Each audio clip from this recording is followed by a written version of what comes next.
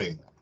I'm the Reverend Dr. William L. Johnson III, palliative care chaplain here at Christian Hospital Northeast, and it is my joy and privilege to be able to welcome you here once more to our morning meditation. As always, we want you to know that we love you, we appreciate you, and you're irreplaceable. And the fact is that as much as we've all been through so much, we do it together, hand in hand, spirit to spirit, heart to heart, as we make our way through this life. But it always helps to have someone to go through the journey with us. And that's why we're here, to inspire and encourage each other as we go through it, no matter what it is, valleys or mountain climbs, whatever those things may be, we're here for and with each other. Today's morning meditation is entitled Something More.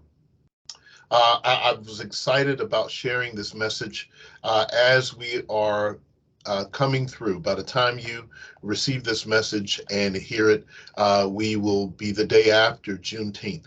And I wanted to share this message because I thought it was important to encourage us as we navigate through our own history, our national history, our national memory, and the fact that we are journeying together. And so I hope that these words will be encouraging to you and to many as you share these messages or talk about them or as you meditate on them each day. I hope they find some place to give meaning to your life and encouragement to your soul. Well, today's message, Something More, sits home with me. I remember the spring of 1983, standing in front of my classmates, along with many others, as we were called upon to recite what we had committed to memory, the preamble of the United States Constitution. Many have forgotten that, and I remembered it and still remember it so well. It wasn't because I was so fluent in civics, but I was at an impressionable age, and I had what many of us remember as Schoolhouse Rock, and the words of those songs that gave us some view about our public life, our civic life, and our responsibilities to one another and to the nation still ring true for me now. And so these words, these words were eloquent and they were profound, and they gave us so much life and insight into the founders of our nation and what they envisioned and hoped for the nation in the years to come. These words have really shaped the parameters of what we believe about this great country we live in. And so I wanted to share them now as you hear what it is that they were saying to us then. In order to form a more perfect union, they said, I believe that this is a call to get to a place where we hear what they have to say. Here's what they said. We, the people, in order to form a more perfect union, establish justice, ensure domestic tranquility, provide for the common defense, promote the general welfare, and ensure the blessings of liberty to ourselves and our posterity, do ordain and establish this Constitution for the United States of America. That was the preamble. These words have shaped us, and they set a guideline for how we would live our lives as a nation together. It's important to be reminded that however it is that they had penned those words, the clause that stands out to me among many was the one that begins the first clause of the preamble, in order to form a more perfect union. The cause, the purpose, the reason for the Constitution, and the reason for such a nation being born and established, and the writing of these words to shape our lives were in order to form a more perfect union. I believe this is a call to get better, to do more, to be more. And that has to mean something. There has to be something more. which is the point of this message this morning.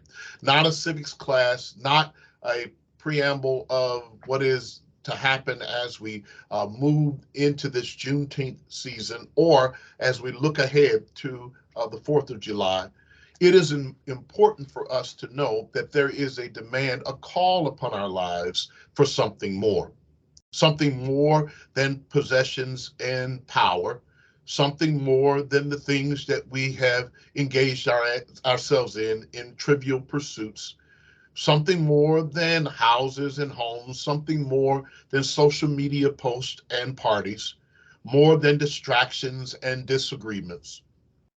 The celebration of Juneteenth reminds us that the loftiest words that we could write mean very little without serious contemplation and intentional action.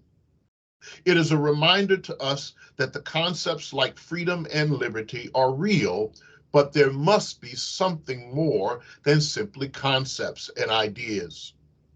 For those who may not be aware of the Juneteenth holiday, it is a reminder and a reflection as we go back and are reminded that the 13th Amendment, which abolishes slavery in the nation, was not communicated to many for several years after that communication and that law had been established, that amendment that had been passed.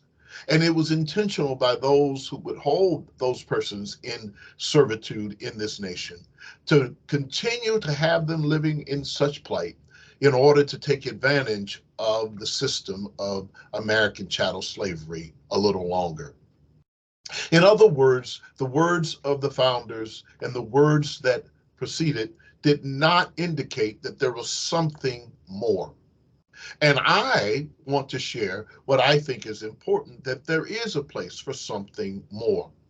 There's a place for our lives for something more than our next promotion, something more than getting a family or getting married or getting a house in the neighborhood we want to live in, something more than starting a business or even becoming wealthy and rich. For many, they discover that all the trappings of life don't necessarily bring us satisfaction. They may be markers or landmarks along the way that give us some sense that our lives were successful, but there has to be something more.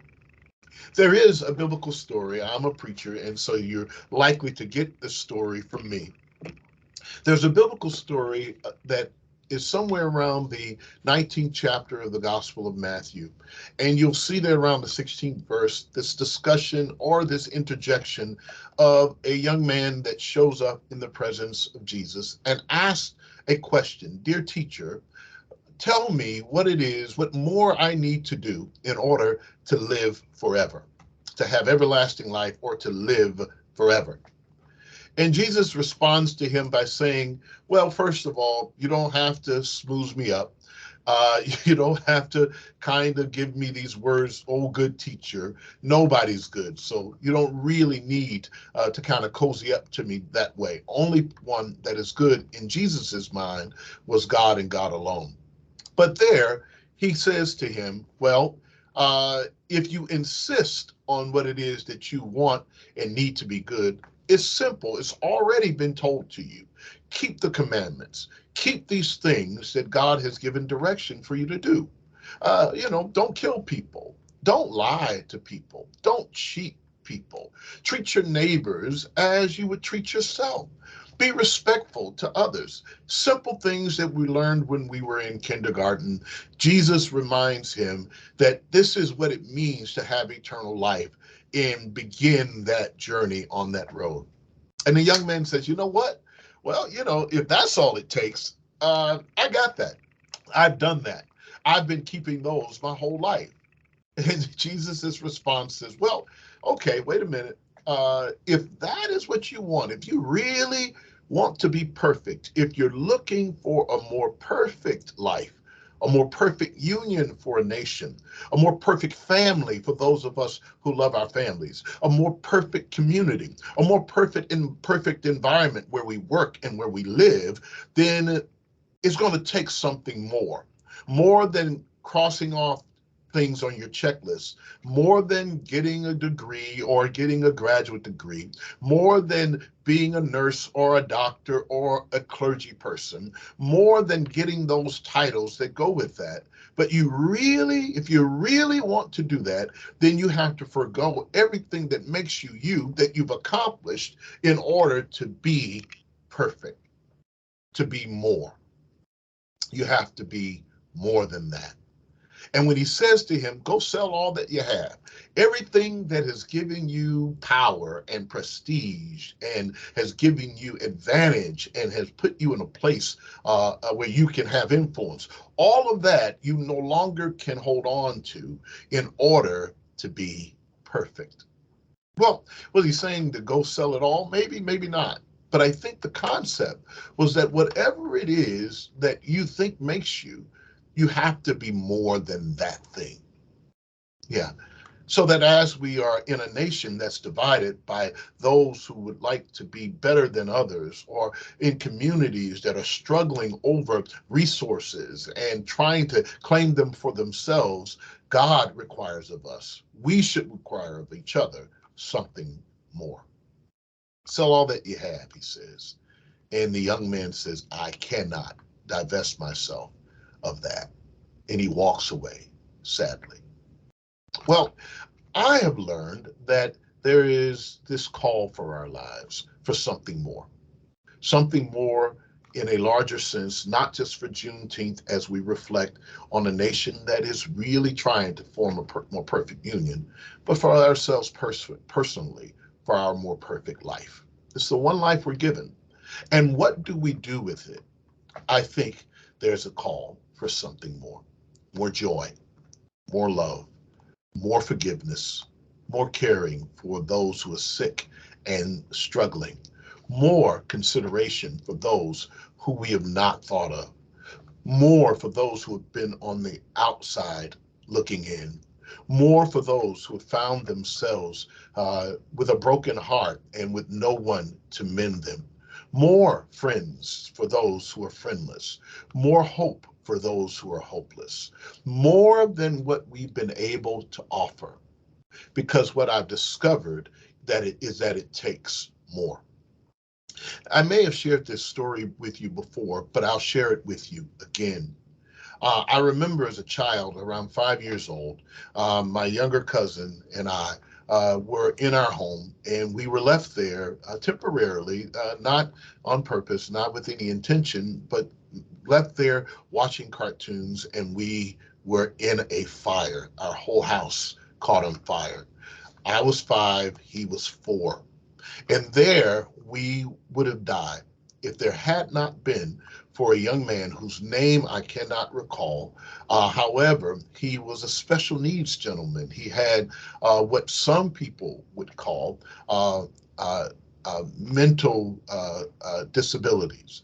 Well, we didn't think of that way. He had some challenges, but he was loved by many in the community. He was cognitively challenged, as we would say now. Well, people made fun of him all the time, and they poked at him and they chided him.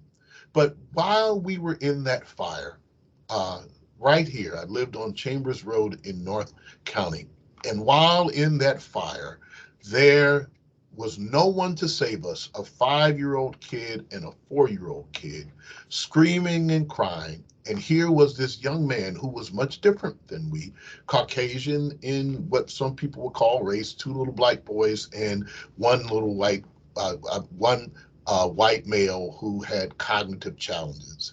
But he heard the cry of these 2 young men and 2 little boys, and in his own strength, like our superhero, kicked open the door and rescued us and pulled us out of a burning fire. Well, he did something more than what was expected of him, more than what it is that anyone thought he could do, more than he probably should have done for 2 strangers. And I am suggesting that is what it takes for us to reach out and love each other. Something more in how we treat ourselves, something more in how we treat one another, and something more about how we're in relationship with our Creator. God calls of us and on us to do something more than the simple things in the lanes in which we have done them. I'm encouraging you to do something more this week. Something kind for someone, not because they've done it for you, but because you want to do something more. We the people, in order to form a more perfect union, establish justice and ensure domestic tranquility, provide for the common defense, promote the general welfare, and to secure the blessings of liberty to ourselves and our posterity, do ordain the Constitution. I remember those words, but there has to be something more. Love your neighbor as yourself. Be kind to those who may not be kind to you. Love those who don't love you. Smile and be inspirational to those who would try to take away your joy. And what you may discover is that in the midst of that, you are honoring the one who created you and doing something more. Thank you for giving me your time. Sorry for how long this message seemed to be, but I want to encourage you along the way to do something more. Remember, you're loved, you're appreciated, and you are irreplaceable. There's no doubt about it. You are the best that our Creator has to offer. Keep living this one life you're given and let it shine. And I am encouraging you, don't let the heaviness of this world, the violence around us, the struggle and strain, the high prices, all of that, take away the joy of living. Yes, you may not have everything you want, and you may not have everything you think you need, but there's something more, the extra. I'm excited. I don't mean to keep this message long, but the extra is real, and you'll discover there's something more than what you have. When I visit New Orleans, I have learned what the meaning of lagniappe means, the extra, that which we didn't expect, but that in which we receive on top of what we have. Have a great day. Have a great week. Enjoy it and live a life that's worth something more. Thank you.